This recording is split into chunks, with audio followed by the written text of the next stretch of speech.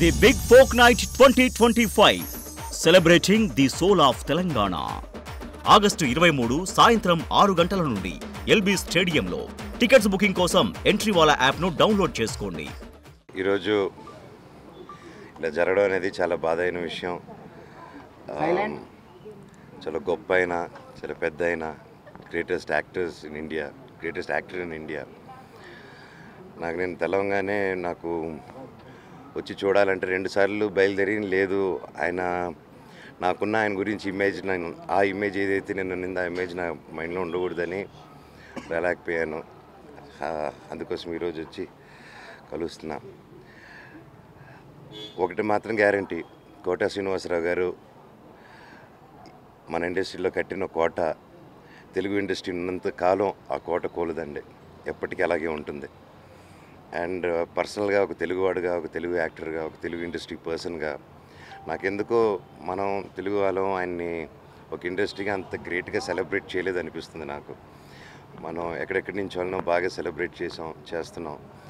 And మన కూడా ఉన్న ఇంత గొప్ప లెజెండరీ యాక్టర్ని ఇంకా గొప్పగా సెలబ్రేట్ చేసి ఉండొచ్చు. అండ్ అంటే నేను కూడా అందరం కలిసి అనిపించింది.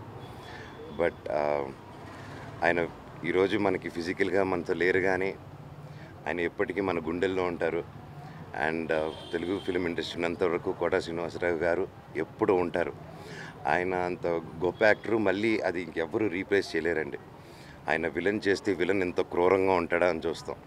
అదే ఒక మంచి మనిషి పాత్ర చేస్తే మనిషి ఇంత మంచిగా ఉంటారా అని చూస్తాం. ఒక ఫాదర్ క్యారెక్టర్ చేస్తే అరే అది మన సొంత తండ్రిలాగా అనిపిస్తుంది అని ఒక ఫీలింగ్ తీసుకొస్తారు.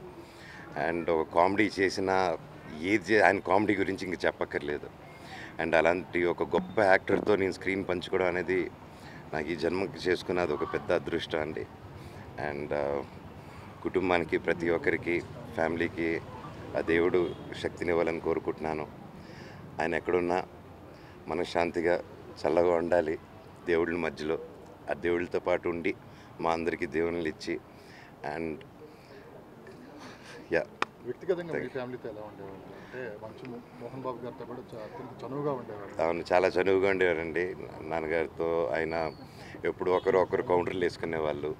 అండ్ కోట శ్రీనివాసరావు గారు ఆయన కౌంటర్ వేసాడంటే ఆ కౌంటర్ని మనం రీకౌంటర్ ఉండదు, ఓన్లీ వన్ వే అది. అండ్ నేను గుంటూరు రోడ్ అప్పుడు షూటింగ్ చేస్తుంటే బైక్ అదే చెప్తూ అందరూ నవ్వుతున్నారు లోపల. నేను ఆ సీక్వెన్స్ చెప్తే ఆయన నన్ను తిట్టిన విధానం, నేను బైక్ స్కిడ్ చేసుకుంటూ వెళ్తున్నాను. అంటే ఆ ఫైట్కి స్కిడ్ ప్రాక్టీస్ చేస్తున్నాను, కరెక్ట్గా స్కిడ్ డ్రాల్ చేస్తే ఆయన పెద్ద ఆయన చూసుకోలేదు, నేను ఆ పక్కన ఉన్నారు చెట్టు పక్కన అనేసి మళ్ళీ తిప్పుతుంటే కనిపించారు.